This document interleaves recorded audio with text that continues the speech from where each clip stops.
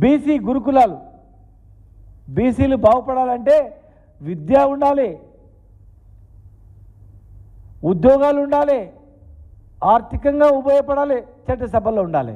మరి ముఖ్యంగా మూలాలన్నింటి చదువు. 70 సంవత్సరాల్లో కనీసం నామమాత్రంగా 17 గురుకులాలు మాత్రమే ఉండేటివి.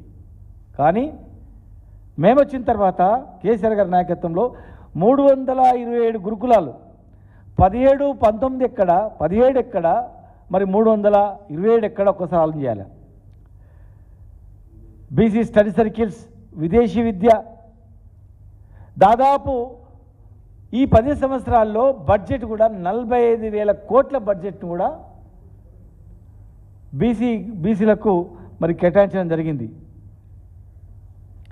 మరి ఇప్పటి వరకు కామారెడ్డి డిక్లరేషన్ ఒక్కటన్నా అమలైందా?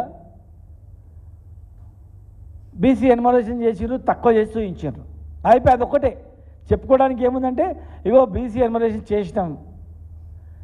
దాంతోపాటు మరి ఏ నోటిఫికేషన్లో రిజర్వేషన్ ఇచ్చిర్రు. బీసీ బంధు పోయింది, యాదవులకు, కుర్వ యాదవులకు 2 లక్షల రూపాయలు నగదు ఇస్తామన్నారు, అది పోయింది. ఉత్తిత చేప పిల్లలు పోయినాయి, లూనాలు, తర్వాత మత్స్యకారులకు ఇచ్చినటువంటి డీసీఎంలు అవి పోయినాయి, ఒక్కటి ఇవ్వలేదు ఇంతవరకు.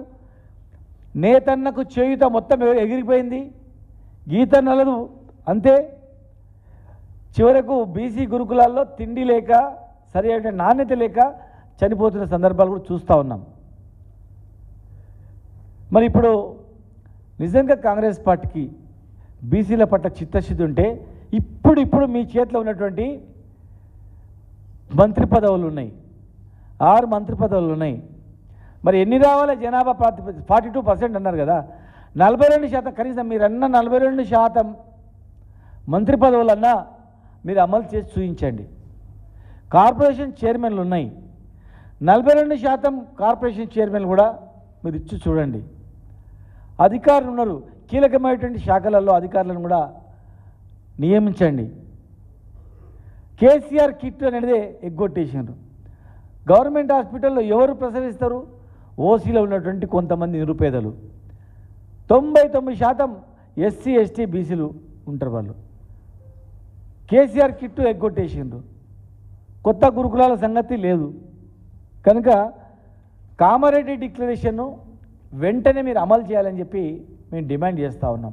దయచేసి భేషజాలకు పోకుండా, మేము ఏదో చేస్తున్నాం చెప్పుకోకుండా, చెప్పడం కాదు, నిరూపించండి మీ చేతిలో ఉన్నది.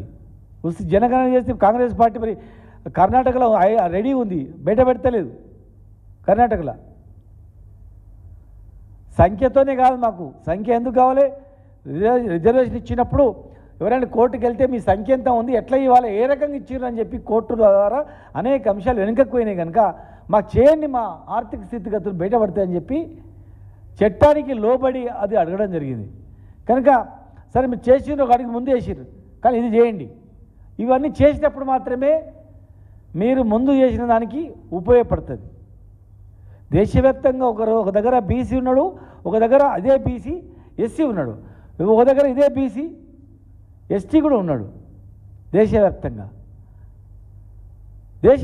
అనేక పోస్టులలో కూడా యూనివర్సిటీ, సెంట్రల్ యూనివర్సిటీలలో కావచ్చు, సెంట్రల్ గవర్నమెంట్ ఎంప్లాయ్మెంట్లో కావచ్చు 2-3% ఓబీసీలు 2-3% ఉన్నటువంటి డిపార్ట్మెంట్లు కూడా ఇప్పటికి ఉన్నాయి. 50% పైగా ఉన్నటువంటి కేంద్ర ప్రభుత్వ రంగ సంస్థల్లో, కేంద్ర ప్రభుత్వ ఉద్యోగాలలో, కొన్ని డిపార్ట్మెంట్లలో 1-2% మాత్రమే ఉన్నారు. జనాభాలో 60%, ఉద్యోగాల్లో 1-2% అంటే ఎక్కడ న్యాయం జరుగుతుంది చెప్పండి?